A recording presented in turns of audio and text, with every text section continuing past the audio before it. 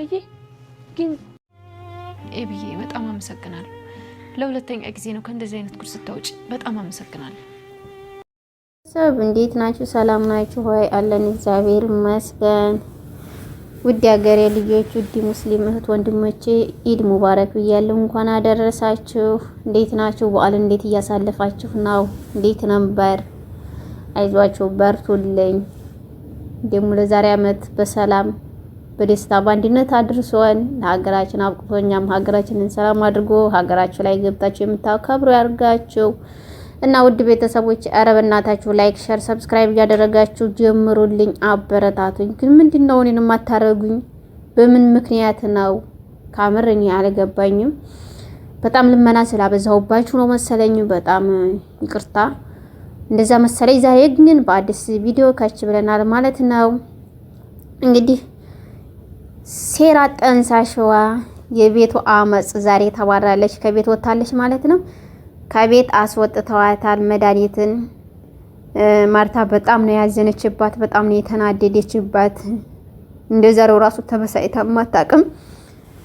በመጨረሻም ማስወጥታ ከዚህ ከቤት እንዳላይሽ ቀጥ ውጪልኝ እያለቻት ነበረ። ማርትዬ ይቅርታ አድርጊልኝ፣ በጣም ይቅርታ እያለቻት ነበረ። ግን ይቅርታዋን ልትቀበል አልቻለችም።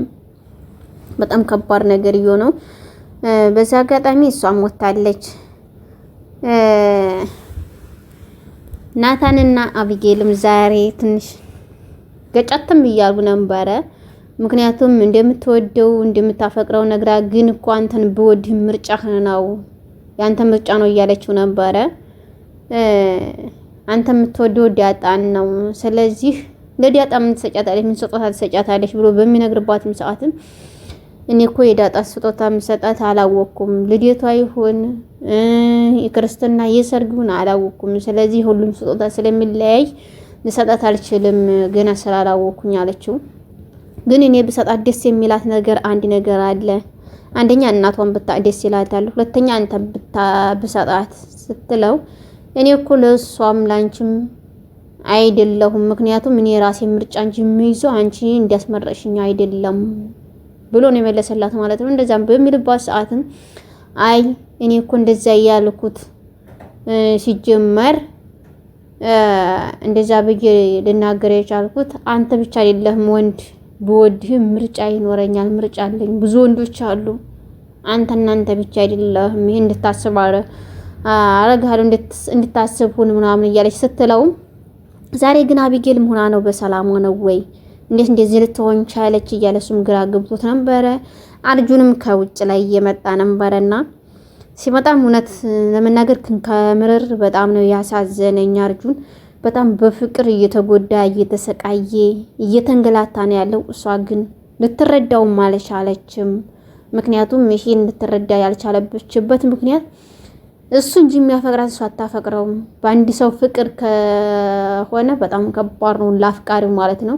ለተፈቃሪው ግን ሹፈት፣ ቀልድ፣ ሳቅ ጨዋታ ነው የሚመስለውና አይረዳውም። ያን ስለሆነበት እሱ ግን በጣም እየተሰቃየ ነበረ። በር ላይ እየመጣ ራሱ አትምጣ ከዚህ ከበር ተብሎም ተነግሮ ነበረ፣ ግን አላስቻለውም፣ እየመጣ ይገኛል። እንደዛም በሚልበት ሰዓትም በጣም ከባድ ነው እውነት ለመናገር። እንግዲህ አቢጌልም መቶ ነበረ ዛሬ ራሱ ሲመጣ ሲያያት በጣም ነው የተደሰተው። ቁጭ ብላ ዳጣ እየሳቀች እየተመለከተችው ነበረ። ይሄ ልጅ እንግዲህ መጣ እንዲሁ መቼም ተስፋ አይቆርጥም እያለኝ ነበረ። ከዚህም ያንቺ ምንድን ነበር ያላት? ወይኔ በአምላኬ ስም ያንቺ ቦዲጋርድ ነው ምንድን ነው ያለው? እና እንደዛ እያለ ነበረ። የዛ እየጠበቀች ነው ነይ ሂጂ እያላት ነበረ። ማን አርጁን ነው እንዴ ቋሽ ጠብቀኝ ብላ እሷ ሞታ ከባድ አደጋ ነው የፈጠረችበት። ናታንን ይዘውታና ማናማ ብላ እሱ እያያት እያለ ሄዳ ነው ጉንጩን የሳመችው። ስትስመውም በጣም እሱ በጣም ነው ያዘነው፣ በጣም ነው የዘለለው፣ በጣም ነው ተበሳጨው። እምግር ላይ ነው ተዘርግቶ የቀረው። ከባድ ነገር ተፈጥሮበታል በህይወት ውስጥ። እንደዛ ሲልም ውይ አለማፈር በጣም ከባድ ነው ሳያለ ነበረ ጊዜ ራሱ። በዛ አጋጣሚ ዳጣም ከላይ ሆና እየተመለከተች ነበረ፣ ግን እሷ ዳጣን አላየቻትም። ዳጣም በጣም ነው ያዘነችው፣ ቁማ ነው የቀረችው። በጣም ነው የደነገጠችው። እንዴት ታደርጋለሽ እያለኝ ናታንም እንግዲህ በጣም እንዴት ከመቼ ጀመርሽ ነው አንቺ እንዴት ታደርጊ የቻልሽው? ያምሻል አንቺ ምንድነው ችግሩ እያለ እሷን ራሱ ተቆጥቷታል። ሲቆጣትም በቃ ልሰማውም አልቻለችም። ከዛ ሲወድቅ ሲያዩት እንደገና እየሮጡ ወደ ልዩ ዘንድ ሄዱት። ብቻ ከባድ ነው ስሜቱ፣ እውነት መናገር ይከብዳል። የሚወዳችሁን አፍቅሩ እንጂ የማይወዳችሁን አታፍቅሩ የሚባለው ነገር እኮ ይሄ ነው። ምክንያቱም በአንድ ሰው ላይ ፍቅር ከሆነ በጣም ከባድ ነው። በዛ አጋጣሚ ውዶችዬ እኔ አንድ ነገር መመክራቸው የሚያፈቅራችሁን እንጂ የምታፈቅሩትን አትውደዱ። ምክንያቱም ለእናንተ ክብር እንኳን አይሰጣችሁም። ክብራችሁ፣ ሞገሳችሁ፣ ጸጋችሁ የሚገኙ ከሚያፈቅራችሁ ሰው ጋር እንጂ ከማያፈቅራችሁ ሰው ጋር አይደለም። ያ የማያፈቅራችሁ ሰው ራሱ ነገ ጧት ትቶሽ ነው የሚሄደው። ነገ ጧት ትቶሽ ነው የሚሄደው። ትታህ ነው የምትከደው። ያንን መረዳት አለባችሁ። ነገ ብወልድለት የልጅ አባት ምን አይነት ይሆናል፣ የልጅ እናት ምን አይነት ትሆናለች ብለን መተሳሰብ እንጂ ያለብን እኛ ብዙ ልንወድ እንችላለን በሁሉ ነገር፣ ግን ካልወደዱን በጣም ከባድ ነው። አንድ ሰው ላይ ከሆነ በጣም አደጋ አለው። መጎዳት ብቻ ትርፍ ነው። ከሰው ጋር ራሱ አያስቀምጠንም። ምክንያቱም እሱ ብቻ እኛ ብቻ ከወደድ ነው ከዛ ከሰው ጋር ስንገናኝ ራሱ እኛን ለማሸማቀቅ ለማንቆረሰስ ሌላ ስሜት እንዲሰማን እንጂ የሚያደርገው የፍቅር ጥግ እንኳን አያሳየንም ማለት ነው። እንደዚህ የሚያሳየው ለሚወደን ለምናፈቅረው ነው መስጠት ያለብን እላለሁ ውዶችዬ። በዛ አጋጣሚ ይሄንን እንድናደርግ እንግዲህ መድኃኒዓለም ይርዳን፣ የሚያፈቅረን ሰው ይስጠን ነው የምንለው። በዚህ በመጨረሻም እንደ ውሃ ያሳቀኝ ነገር የለም። ቅጠል እየበላች ነበር ጫት እያለች ጫት ሄደን ከጀማል ዘንድ ጫት ሄደን እናምጣ እያለች ነበረ። ያንንም ከዚህ ከቅጠሉ እንብላ እያለ ቅጠል እየበላች ነበረ። እሷም በጣም የምታስቅ ልጅ ነች። ሲጋራ ሊያጨሱ ምጥን ጋር እየተመካከሩ ነበረ። ትምህርት ተዘግቶ ደብሮናል እያሉ ነበረ። በዛ አጋጣሚ አዎ አንዳንዴ ትምህርት ሲዘጋ እኮ በጣም የሚደብረን ትምህርት ቤት ውስጥ ስንሄድ የምናሳያቸው የምናልፋቸው ጊዜያቶች ቤት ውስጥ ስንሆን ብዙ ነገር ይሰማናልና ለዛ ነው ማለት ነው። እንግዲህ በዚህ በመቀጠልም በጣም ከባድም ቢሆንም ገዜና ወይኔ በመድኃኒዓለም ስም እንዴት እንደምታስቀኝ ማለት ነው። ለዛና ገዜ በጣም እየተቀራረቡም ሲሄዱ ሲራራቁም ሲጎራረሱም ነበረ።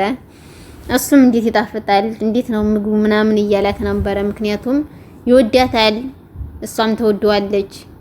ግን ሊቀራረቡ ሊነጋገሩም አልቻለም። እንዲያውም አሁንማ ዘና ፈታ እንበል እንሂድና ለምንድን ነው የማንንቀሳቀሰው እያለችው ነው።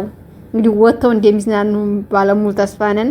አንቺን እየወጥች መኪናስ ቢበላሽ እያላት ነበረ። እና ብቻ ከባድ ነው። ሲቀጥል በጣም ደስ የሚለው ከሰሞኑ የዳጣን እናት እናውቃለን ብለን እናስባለን። ጋሽ ደረጀም ሰርፕራይዝ አደርግሻለሁኝ ችግር የለም እያላት ነው ማለት ነው።